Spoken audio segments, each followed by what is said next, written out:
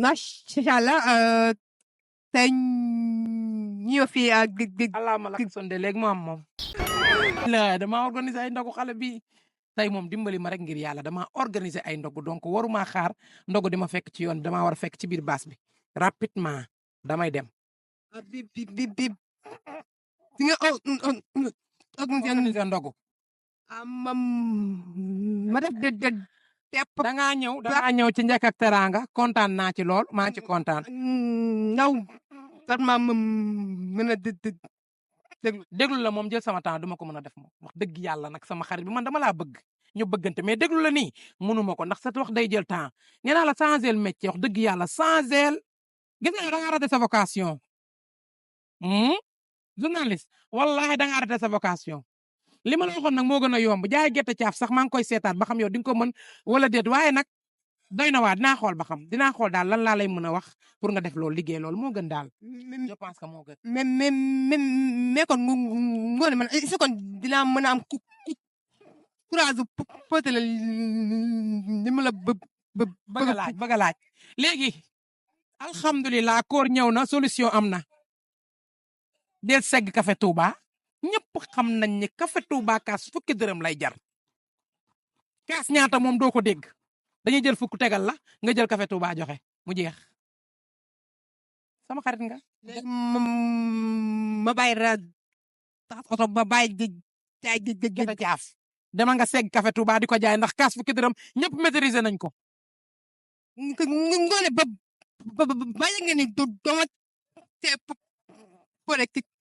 question parce que da nga def lu baax non ñi seetaan dañoo war a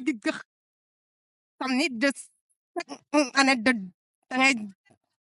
def lu baax. waaw bu yow ko nag ruube waaw ruube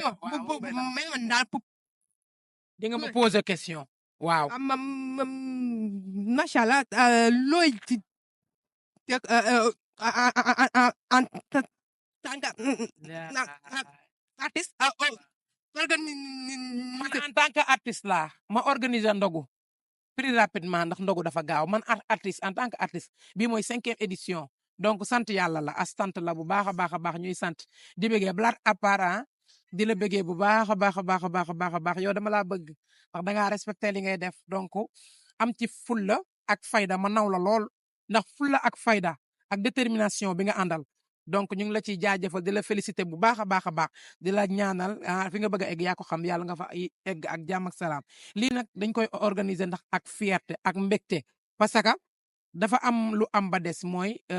environnement bi ñu dëkkee amaana nit ñi bëgg nañ dem faju ci suba si dañoo def consultation gratuite bëgg nañ dem faju mais seen xaalis moo ko matewul bu ñu yoree ñaar téeméer ñi bëgg a jox seen doom ñu lekk au lieu que ñuy dem di xool li leen métti seen yaram tey boo fekkoon fi consultation dafa fees dell après nit ñi di ko xëccoo donc loolu rek ak sant yàlla la consultation bi rek doyoon na loolu rek dama ni woon loolu rek laa waroon a continuer consultation suba ba ngoon parce que loolu rek da nga ci am fayu yàlla sant ci yàlla bu baax a baax loolu moo tax ñu koy def pour que suñuy mbokk suñuy xarit suñuy parents ñëw mën a consulter wu